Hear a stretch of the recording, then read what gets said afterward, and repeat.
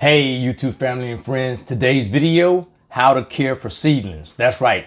These are some of my fall seedlings, and I know some people are nervous about trying to start from seed indoors like I used to be, but let me show you how it goes down so I can take all those worries away. First thing we're gonna do is talk about lighting, so let's go over to my grow rack. All right, so here are my grow lights. Now, what I'd like to do is once they start to come up, I like to keep them under the grow lights for about 12 to 14 hours. All right, so all my seedlings are on the same system. And if you need to remember, you may want to have a timer so that you will never miss a date and it'll always cut off. Going longer than 14 hours is too long for these little seedlings. The other thing you want to keep in mind is, now I don't have high intense lighting. If I did, I could raise it up to maybe 8 or 9 inches over top, but these are regular shop lights. So I have to make sure that I raise it just slightly, maybe 2 inches up, so that they won't get any of the become leggy. And when they're leggy, that means they're trying to reach to the light and they're going to be real weak and they're going to have a hard time growing. So this is what you need to do. Just raise it a couple inches if you have regular shop lights like me, and you will be a-okay. 12 to 14 hours is the max.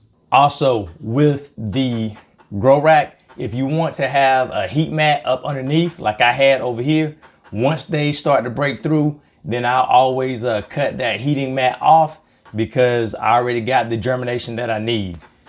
The next thing is spacing. If you look, I have a lot of my seedlings that came up. So what I did, if you watch the other video, how I start my seedlings, I gotta make sure that I thin these out because I put more than one seed in the cells. Now, if you want to, you can dig some of them up while they're still young and you can replant them, but I'm just gonna go ahead and clip it. So all I'm gonna do is I'm gonna look for the weaker ones, and it may be tough to do this, but this is gonna be so important because if you don't thin these out, then you're gonna have them competing for nutrients.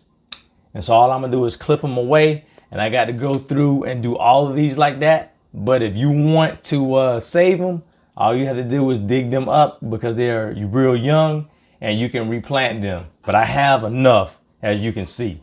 All right, I just want to give you a close-up look, and you can see that I got 2 in each cell. Some of them I have 3. I already started working on thinning them out, but this is how you get great germination.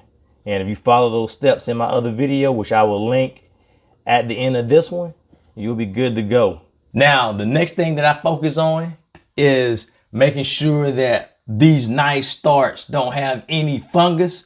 And so what I use, if you see my channel, once I find out about this what I do all the time when I got my starts. And I've already put some on the seedlings. That's why it doesn't have any fungus. And I'm going to continue to do so. And when I water, which I'm going to talk about that shortly, if the sediment starts to wear off, then guess what? I'm going to reapply because I must make sure that my seedlings are healthy and this sediment does the trick. And if you're having issues with fungus gnats or any other pests, a lot of them don't like this sediment. And it smells so good to us, but they don't like it. So that's why I'm going to apply this. And I'm gonna bring you in close again, and you're gonna see if I have any white fungus. I'll let you come in right now before I put all this over the top layer. All right, check my area. Now I've already put some out, the cinnamon, but I've already had some over. This is some of my older cinnamon. And like I say, once it starts to wear down, just reapply. And I have some right here that I haven't gotten to yet, but I don't have any fungus. That's why this right here is a straight, you know it, game changer. So if you have been worried about starting seeds indoors like I used to be, I'm telling you, you follow these tips, you're gonna be like, it was that easy. Every year I get kind of nervous at the beginning, making sure I don't have any fungus, but all of this, I'm telling you, it works. Because if it didn't, guess what? I wouldn't be doing it, and I wouldn't tell you to do it. All right, so that's why my seedlings look so nice. So I'm gonna keep doing it.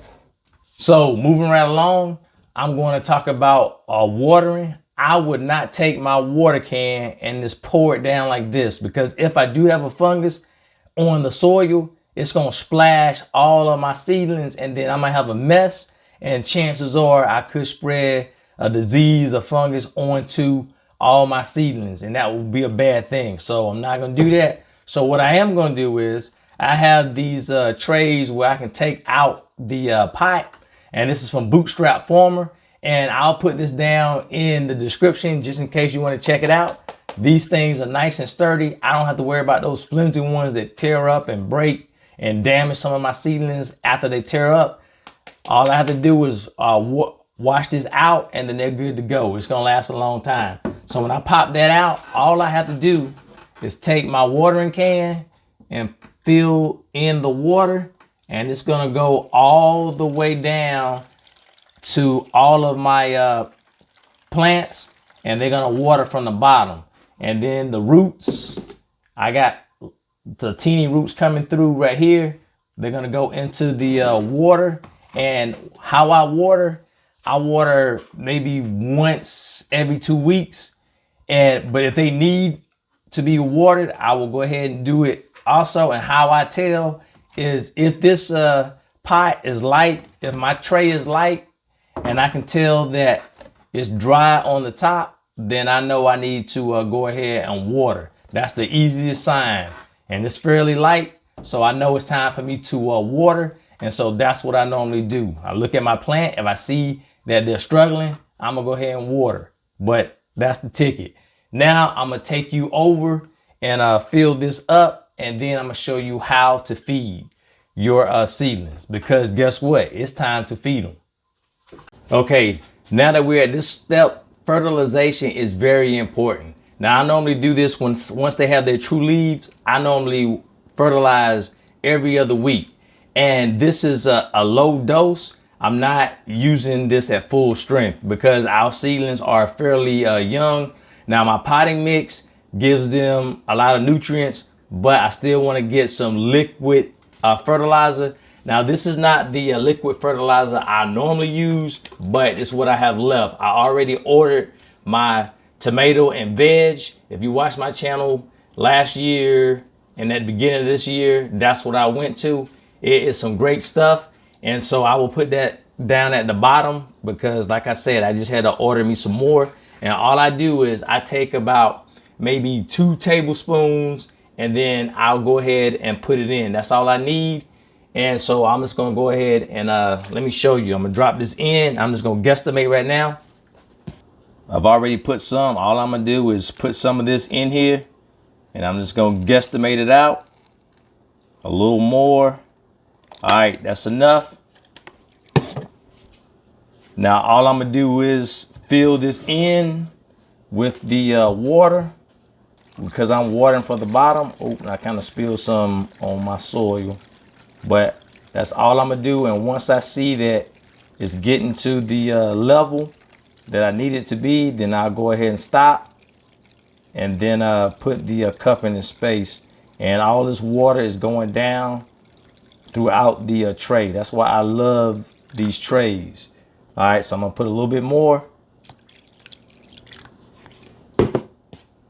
All I have to do is put this on the top, and now they're getting watered and they're getting fertilized. You can't beat that. These trays are awesome.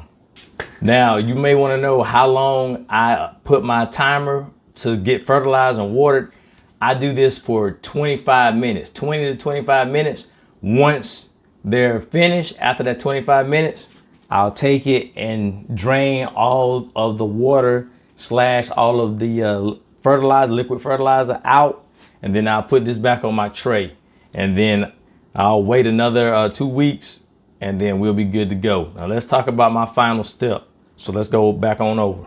Okay, my final step that I have to do when I take care of my seedlings. Now, they're about to go out in my fall garden area. So before that, I want to make sure that I take them outside so they can get acclimated to their new environment. So that's called hardening off. In the past, I used to have a hard time with it, and I would put them out there a lot longer, and my seedlings will shrivel up or burn up by the sun. So you want to gradually take them out. So maybe 20 to 30 minutes, and I'm going to do it early in the morning or late when the sun goes down, or if I can find an overcast day, and put it out there for 20 to 30 minutes. And then the next day, a little bit longer, maybe an hour or so. And then I will stage it to make until they can get out there 2 or 3 hours, and then I'll push it a little bit longer. And then after about 7 days of doing that, letting them get acclimated, then these bad babies are going into the garden so they can grow, so I can eat all this great tasting food. All right, so in the comments, let me know if you're starting your seedlings or if you are already hardening them off. And if you are nervous about it, just follow these tips. I guarantee you it's going to help you greatly. And please share this video so we can get a lot more people starting their seedlings so that they can grow a lot more food and they can take that stress level off and maybe save a little bit in the pocket so you don't have to go to Lowe's and pay for high price starts. All right, this is Bear Brown. Thanks for watching. I'll see you next time. All right, bye.